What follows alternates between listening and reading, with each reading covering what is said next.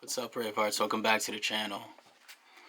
We live in a world today of so much convenience with your wants and desires just a click or push of a button away, filled with all the instant gratification and endless distractions you could want that could entice you for a lifetime all around you. And big companies and corporations marketing to stimulate your attention towards false needs of things you believe will make you happy and fulfilled, as that same energy that swings planets around the stars makes those electrons dance in your heart with that initial excitement. However, like the law of thermodynamics states, energy doesn't die, it just transfers. And eventually that initial excitement wears off. And you long to get it back as quickly as possible. And because the void was there from the beginning, these possessions and distractions never had any real value or meaning to you. That could be binge watching your favorite TV shows. That could be splurging on a shopping spree. That could be indulging in video games, engaging in risky behaviors like gambling or excessive alcohol intake. And while these things might bring you temporary joy, they often leave you hiding, feeling empty and unfulfilled in the long run, because you're over consuming and overdoing these activities and not taking productive actions towards things that you need to be doing or you might be fearful of doing, that puts you on the path that you need to get to ultimately feel any personal fulfillment whatsoever. And I believe the real pleasures and true fulfillment that'll resonate with you long term comes from pursuing meaningful goals, living in alignment with your values, building meaningful relationships, and consequentially, to achieve these things, you must learn to tame your impulses and resist that allure of short-term pleasures. Taming short-term pleasures for personal fulfillment doesn't mean denying ourselves joy or happiness. It just means prioritizing our long-term well-being over momentary satisfaction. And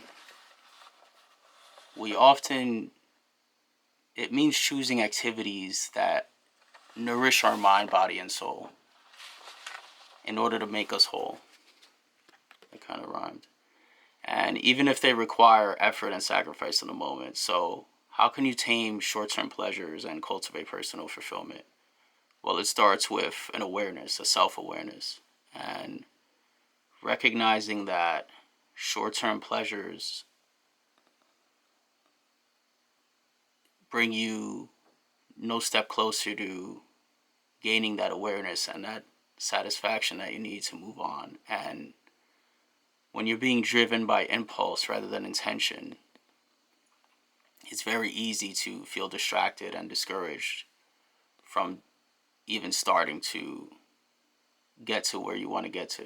And you have to take incremental steps to practice self-discipline, set meaningful goals, and surround yourself with people who support your journey towards personal growth and fulfillment. Because sometimes in the beginning, the very people that we want support from are the very people that are engaging in these activities with us in the first place. So if that means taking a step back, not dismissing them from your life, but just taking a step back and just saying, look, I have to focus on me.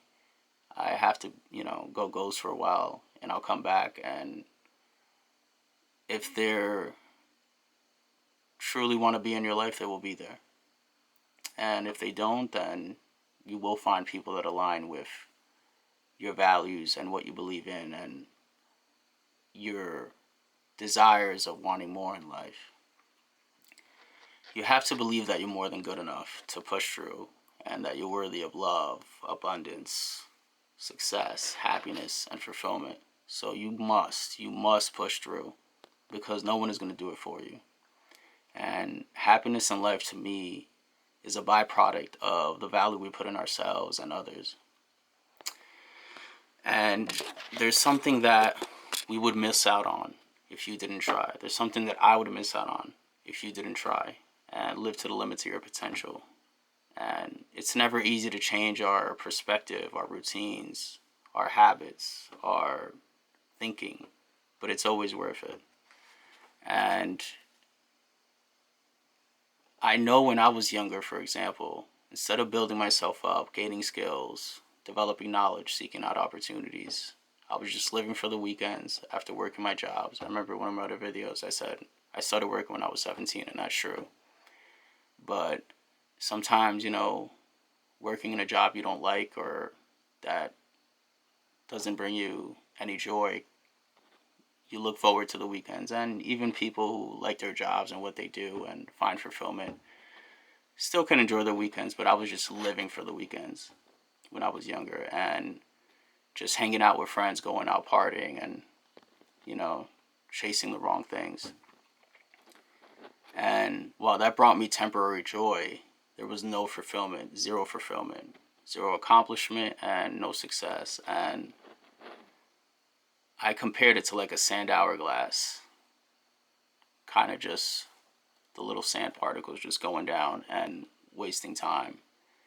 And as the days turned to weeks, the weeks turned to months, and I was no closer to doing anything about it. So at 22, I decided to take control back of my life and what I wanted to do. And I turned that sand hourglass upside down, and I just said, you know what? I have to gain an awareness.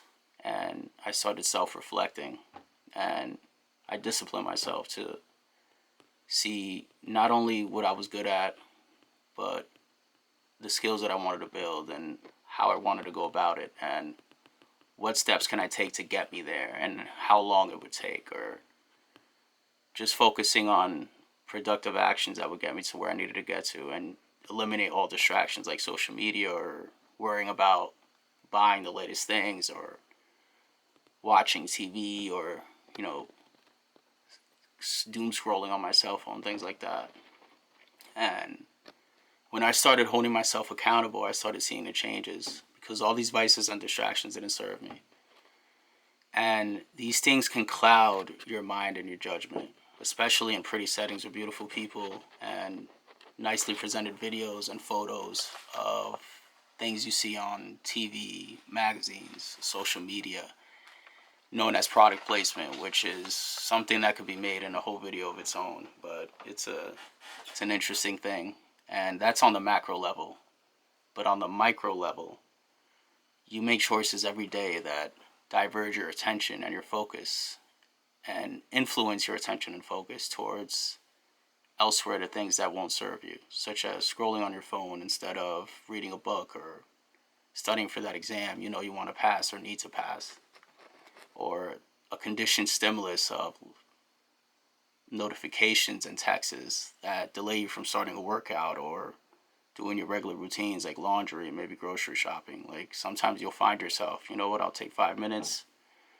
You look through a post, all of a sudden an hour, 2 hours go by and you like black out and you wonder what happened. I was in full control, and all of a sudden you find yourself looking at other things and videos and things that just didn't even matter at the moment, but you just went with it anyway. And you find yourself doing this again and again and again. And yes, while no one has a gun to your head, the neurobiochemical responses and the dopamine levels more than make up for it. And so we have to decondition ourselves, almost like a detox, to abstain from activities, vices, and distractions that only antagonize your path and your journey in life to where you want to get to. And instead, synergize you to become greater as a whole and becoming that happy, well-rounded individual that you're capable of being. And I believe the main difference between fulfillment and pleasure is that fulfillment refers to a state that's more internally motivated, whereas pleasure is a state that's more externally motivated. And fulfillment is like an inner sensation. It doesn't depend on the five senses. Meanwhile, pleasure is emotionally and physically response related, because you need your touch, taste, smell, sight, and these are the things that give that pleasure. So it's almost like you ever walk into a room, or you're maybe hanging out, or you're doing something at a family function or maybe with your friends, and this person walks in, you don't know them, but they glow, they shine. There's something about their aura that, and they may not have anything externally about them that sticks out. No, nothing fancy on. They're not wearing any crazy jewelry or clothes, but there's just something about them that they're so self-aware of their surrounding and who they are, and they're so confident. And that's what fulfillment is.